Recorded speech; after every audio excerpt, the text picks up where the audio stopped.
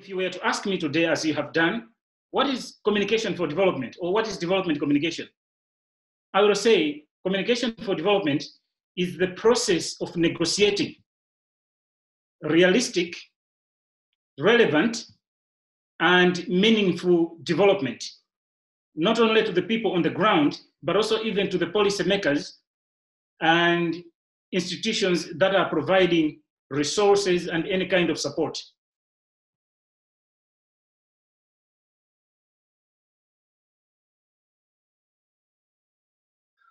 More recently, let's say the last 10, 15 years, I would say this is a field that has mutated into or developed a lot, ranging from communication studies to media studies on one hand, but you can also say it's about sociology, anthropology, political science. I would say it's a field that has proliferated, has diversified. Strangely enough, it has also solidified, I would say. It's becoming broader rooted in disciplinary debate.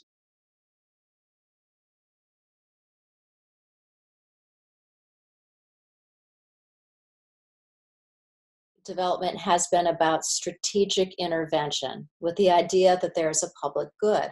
But development is also much more than that. Development is a narrative. It's a way of telling a story about why problems exist that then reinforce our understanding of how we can solve those problems. But also development is an industry.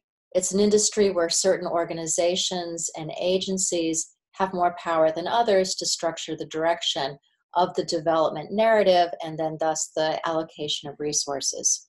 Power relationships are really important in understanding our field. I think if you look at our world today, there are so many development challenges that come to us that are in our face, everything from child survival to climate change, emergencies, conflicts, post-conflicts.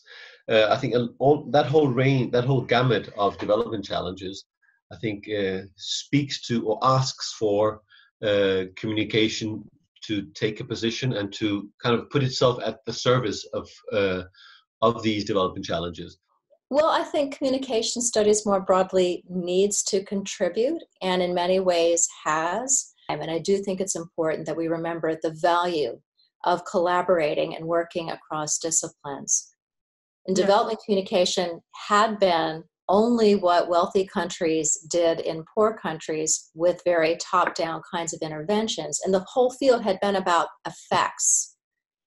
And then, learning from communication scholarship more broadly, we understand that power, political, economic context, there's so much more going on that we have to understand in that broader way.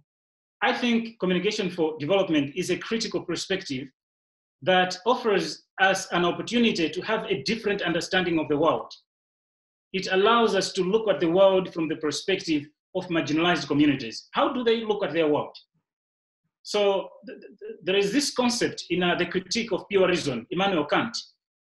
It's a German word, I can't pronounce it properly, but let me try. It's Weltanschauung.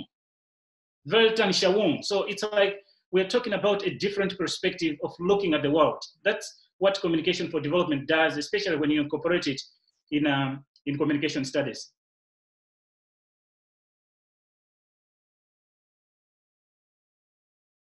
Working and living in the Western world has reminded me and opened up my eyes to the growing South. There is this global South within the Western societies. So there is a shifting notion of West. So when we're talking about the relevance of communication for social change in Western societies, I hope we're not just meaning societies in the West like Germany, America, United Kingdom, but we're also talking about, because of changing economics, we're talking about the emerging West within the global South itself.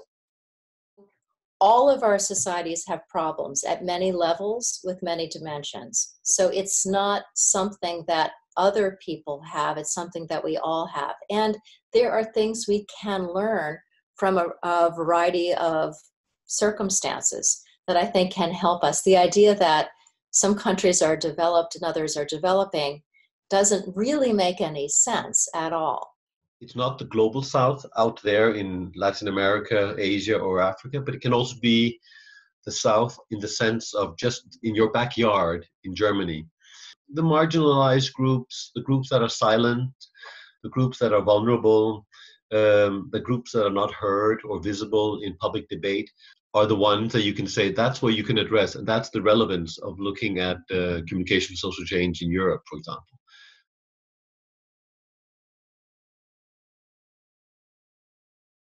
Communication for development can be used to bridge the gap between the East and the West, between civilizations, and between people who I think are increasingly becoming more isolated, even in the face of the availability and opportunities made available by social media. We are becoming more isolated. There seems to be a growing misunderstanding of what we are all about. People misunderstand each other, so that we are threatened by something as small as immigration, for example, because we don't know each other. And I think communication for development has the opportunity to leverage that kind of interaction. One is the research, and that is what a lot of us really enjoy doing. So the research with a critical notion is important, but there are other things as well. The second thing I like to think about is integrating the research with the pedagogy. So that's developing a curriculum that can leverage the resources of your research opportunities. That can be classes for students. It can be creating certificates and minors for students, as well as experiences. So the research, the education. And then the third piece that I think is important and hard at first, but worth thinking about as the center goes on, and that's community engagement. Not only keeping the role of the center within the university, but what can be done in terms of linking with community groups. That could be social movement groups, that they could be nonprofit organizations, it could be bilateral agencies. When I heard about you and the center that is being launched now in Leipzig, I thought, wow, great, let's network.